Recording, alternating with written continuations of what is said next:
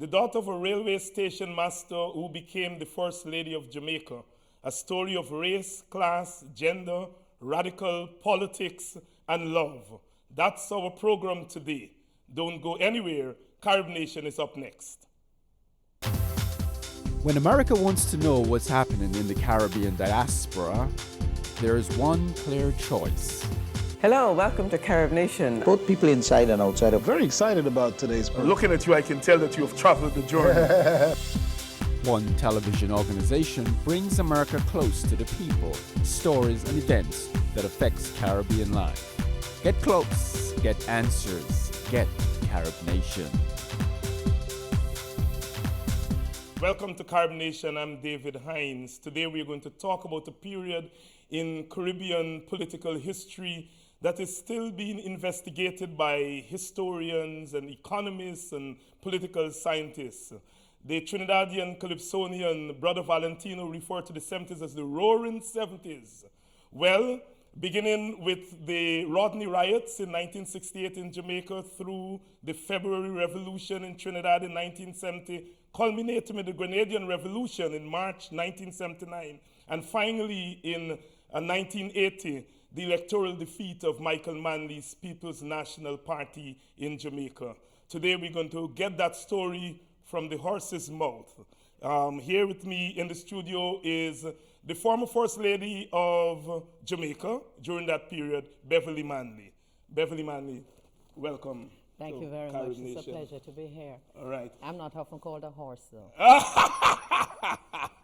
But I'll accept that. You accept that. You accept that. As a compliment. In the context. As a compliment. All right. Okay. No, I got this book yesterday, and I spent 4 hours last night and read from That's about what it takes. Yes. Right. So you know that I read it. Oh, yes. Right. From cover to cover. And one thing that jumped out at me as I read through the chapters is your constant reminder that you came from the working class, what Professor Rex Nettleford refers to as the cane piece. I want to ask you 2 questions. How that experience of coming from the working class and navigating all those social obstacles and barriers in the Jamaican society, how has that shaped you as a person? And secondly, why did you keep reminding the reader ever so often that that's where you come from? Let me take the last one first. Yeah. I didn't realize that's what I did in the book at all. Keep on reminding the reader. But to take the first part of your question, you use the word experience. Mm-hmm. And that is what it is about. You have theory and you have practice. To have the experience of growing up in a section of Jamaica called Rollington Town, which you could call even lower middle class now, where I was fortunate. I had a father who, as a station master, had a regular salary every week. So I was better than many. But I keep mentioning it because that is what formed me. That is what I brought to the marriage. Part of what I brought to the marriage, my experience of knowing what it was to grow up in a situation where some days you would have porridge for lunch. As I say in the book, the only difference is you never know what kind of porridge it was. Because I had this extraordinary mother who I fought the whole of my life, but who gave up everything so that her children could have an education and move up in life. So that working class experience was critical to who I became, to who I am. Another Rex Nettleford thing, he says what? We're in the middle class and upper middle class in Jamaica. We're one step removed from the cane piece. We don't like to be reminded because many of us come from that class and turn our backs on that class. But for me, I feel the pain, I feel the joy, I feel the success of that class. It's like it's in my pores and will be for the rest of my life. 3 men in your life. Your father, mm-hmm. Michael Manley, mm-hmm. D.K. Duncan.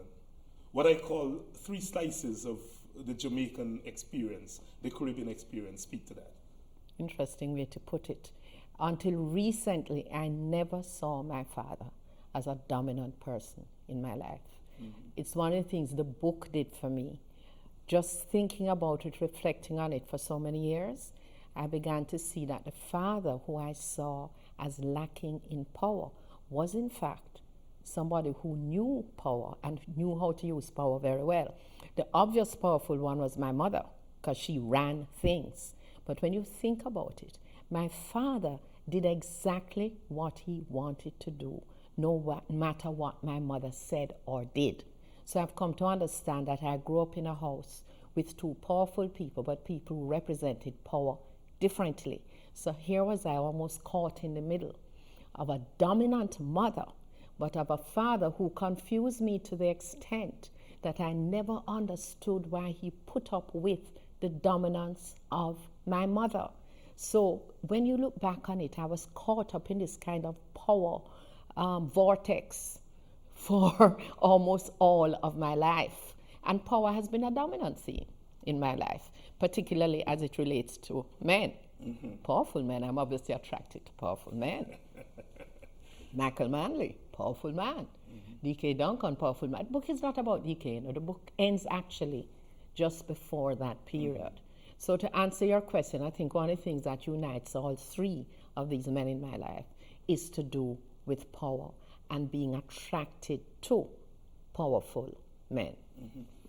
A source of power, obviously, that comes through in the book is education, which was instilled in you by both your mother and your father, but which would also serve you in good stead as you, as I say again, navigate that complex Jamaican society. And negotiating all of those things. Talk about education, because there will be a lot of people who are looking at us here who may not understand that central value of education at that particular juncture. But certainly, yes, for my generation, that is how you negotiated your way out of poverty. And we didn't have a choice, because my mother, particularly my mother, Daddy was there to provide his salary as best he could.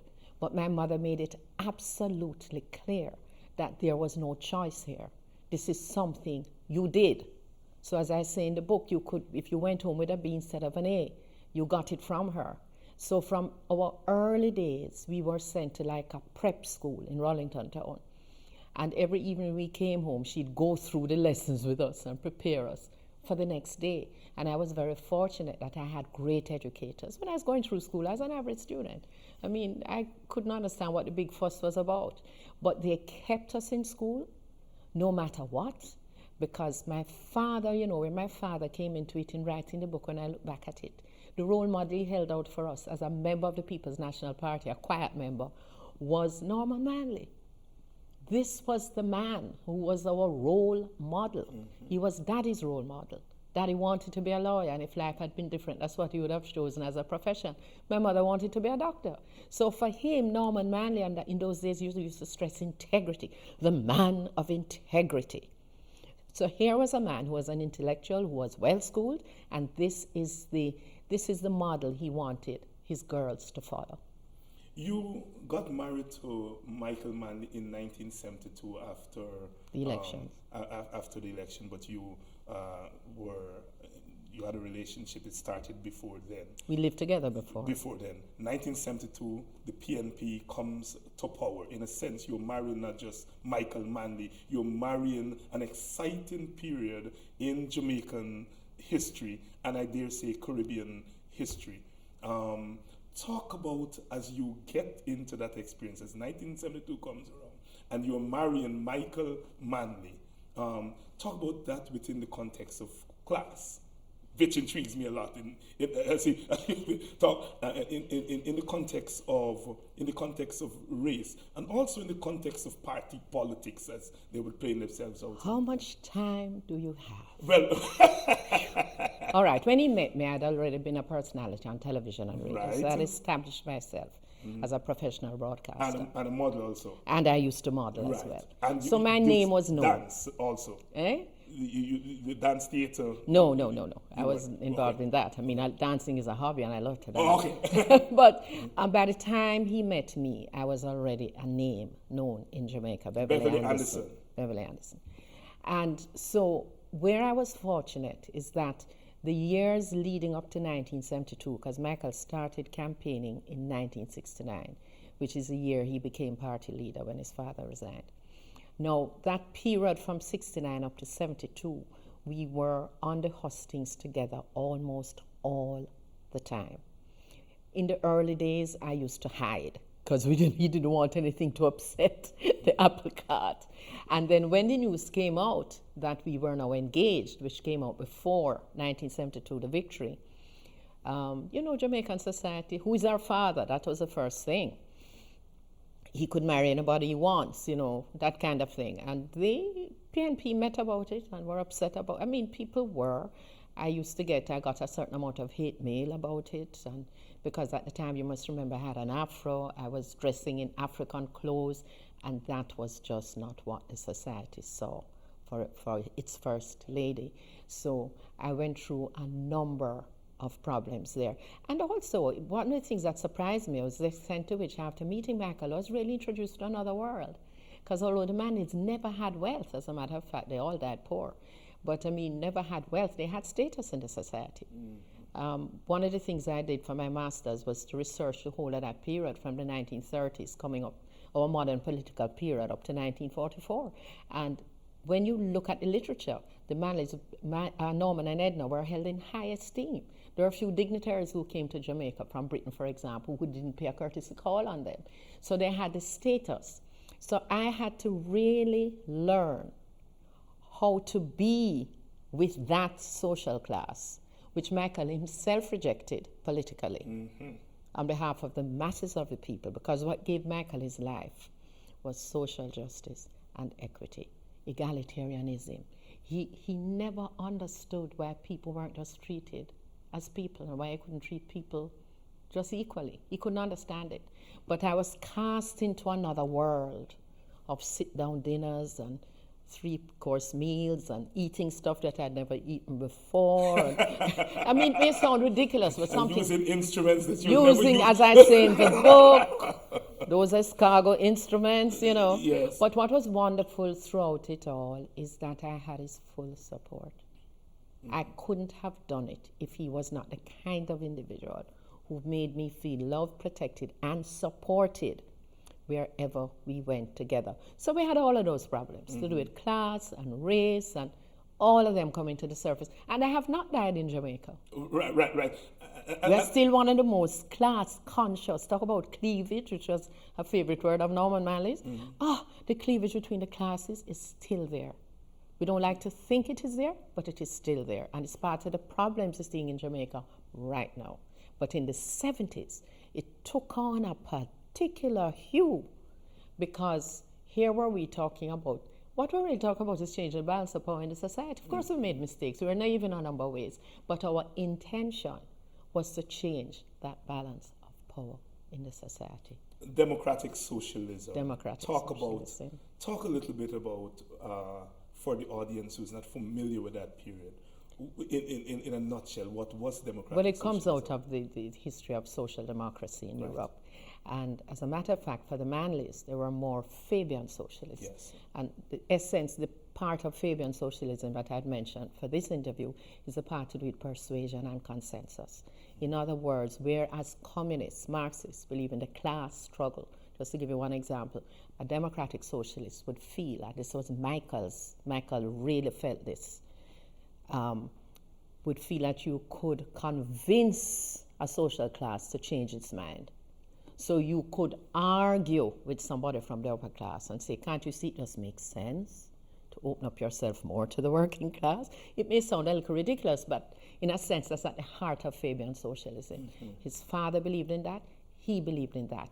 And because his background was in the trade union movement, where the whole thing is to do with compromise and consensus, that further strengthened his belief, because he had such great success in the trade union movement. It further strengthened his belief that with appropriate argument and putting the case of the underdog on the table, that you were able to solve problems. How did that play out in the Jamaican experience? Democratic socialism now, you notice you said democratic, because that's another thing. We were intensely democratic. Okay, we're talking about a bottom-up kind of democracy, it is true, but Michael Manley was anti-communist.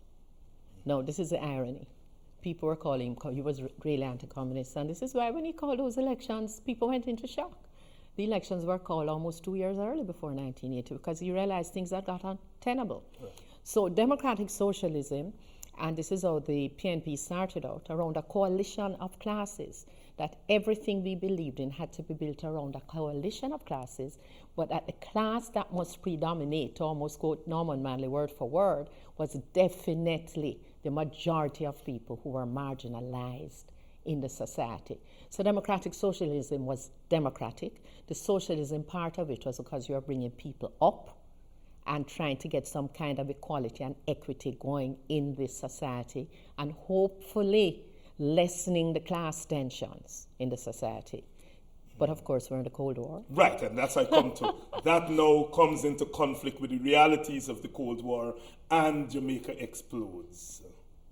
And you're in the middle of it. And you say Jamaica explodes in the 70s. Jamaica is exploding because a number of those issues, we have not been able to put closure on a number of those issues, maybe because we are still close. It may not seem that way, but we're still close to that decade when it's very difficult for opposing factions to even have an honest conversation about what really happened. We have not been able to put in place any mechanism to create that space for the conversation, some kind of indigenous truth and reconciliation thing. We just have not been able to do it.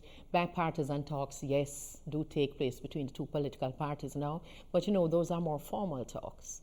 But a lot of the underlying issues, particularly to do with social class and race, we have still not been able to deal with in Jamaica. You talk in the book about the left wing of the party and the right wing of the party. And for those of us who follow that period, we knew that there were tensions. Oh, yes. But the way you presented the book, it gave me a new insight into that. Talk a little bit about those two wings of the party. Yeah, from its inception, the PNP had a left wing, yes, a centre, and a right wing. As a matter of fact, one of the things that plagued Norman Manley under British colonialism with the then governor, who became not a friend, but somebody you could at least have discourse with, and somebody who was absolutely baffled by the intellectual capacity of a Norman Manley. I mean, it just freaked them out that he could talk to them at the level he was talking to them. And the governor often said to him, why don't you just get rid of the left wing? They're causing you so much trouble. And his exact words were, they're often a foil, this is a quote from Norman Manley, for the sleepy centre. No, I quote that to say that to understand Michael Manley and his politics, you have to understand his father. He was very clear that he had a legacy to carry on. When Norman handed the baton over to him after he was elected leader, his exact words were, my mission was to deal with the political independence. Yours is to deal with the social and economic independence. So in other words, this continuity, father to son, leader to leader, was always present in Michael's mind. The other thing I want to say before coming to your exact question is that the left wing was purged in 1952. Michael Manley never forgot that. He knew the pain it caused his father. Some people say his father never really recovered.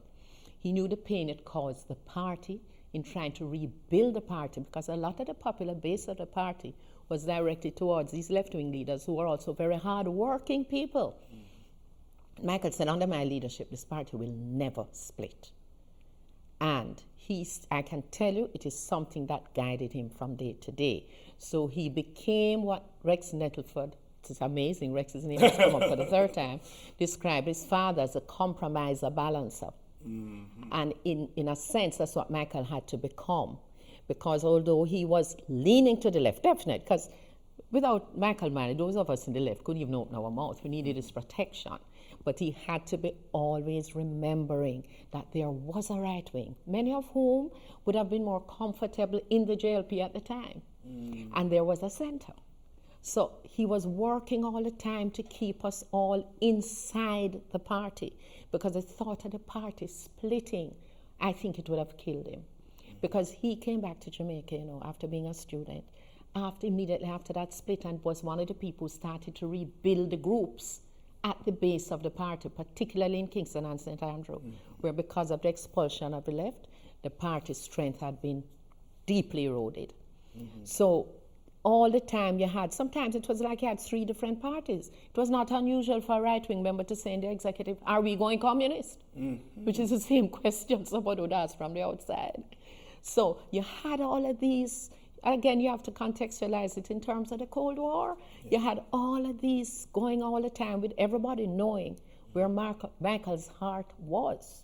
And of course, there was I, right beside him, learning the politics at his feet and moving more and more to the left. So you know that would have to cause some tensions in the marriage. Yeah, exactly. And I noticed in the beginning you call a lot of things and you left love for the last. You should have started with love. No, one of the things about the book is that you quite deftly interwove the love and the politics. The personal is the political. Exactly. And if I were to say the primary strength of the book, it's that. Thank you for saying that's very important to me because you know people often think that these are opposite poles. They're not. No. The personal is the political. Yeah. And I always say the reason, if there's a reason for our divorce, it should be ideological differences or political differences. And I think you managed to bring that through, that there were other reasons, but those reasons were not are the fundamental ones. The primary Yes. reason. Yes. You went back to university. Or went to university. Went to university when you were First Lady in your 30s. Oh, and you described that experience. Even now, it was probably one of the more courageous things that I did. I'd always wanted to do it. And when I discussed it with Michael, he said, listen, you go for it. He was so supportive. But going on campus with young people pointing and saying, is she? Is not she? Is she? Is not she? And I think I say it in the book where his chief security man said to me, why are you bothering to go back to university? Everybody think that you go there already. In other words, there's a kind of embarrassment about a first lady who was not going to do a first degree. Yes. But, you know, I did that, went on to my master's and so on. But that first semester was extremely traumatic for me. You presented Michael Manley. You, in a sense, as I would put it, you unmask him. Because for a lot of us who admire Manley across the region, here was this person who was larger than life. I hope it didn't make you admire him less. No. As presenting him as a human being, which is something I had to learn, by the way. Right. I had to learn for myself that this is a human being. And many of us, I think I can certainly speak for myself, who followed him, often forgot that. And not just a human being, but a human being who was extremely courageous, who went against his class thing until his own class was upset with him, but was never quite making it in the working class. You know, it's almost, it was a very, very difficult time for him. And so when he got to the stage after 80, where he just said, I'm tired. He was just exhausted. Would you agree that by the time he died, he had moved back to the left? I mean, I saw him in an interview in Life and Death, for example. I think his daughter was one of the producers. And Sarah. He was so pained. He was pained. Yeah. I think he would have more been pained, not so much because he had moved back to the left, because the whole world had shifted on him, but because he would have had some regrets about the outcomes. You know, he was an outcome person. He was a person who thought about the future. He even had a group at one stage who did nothing but think about the future. And to leave Jamaica, to leave the party the way he left it, I think that is some of what you're picking up in that interview in Life and Death. And particular, his whole relationship with the IMF, or lack of, I mean, that really took over his life towards the end of the 70s. You mentioned IMF. Very important, not just political, but also for your personal relationship, because you recount in the book when the news was broken to you about the negotiations with the IMF. Without giving away the book, talk for 1 minute about that. Well, again, to link it to the personal is the political. He came home, he said, just quickly, he wanted to see me. And I just thought that it was something just on the personal side, that the marriage was ending something. And, you know, when he told me that they had to start discussions from before the elections, and Siaga had said that, right? That time for me, I think, is when there was a kind of chipping away. I wasn't so aware of it at the time, because I knew I had to be a good party person and go out there and talk to the women and not be able to say all the things I wanted to say.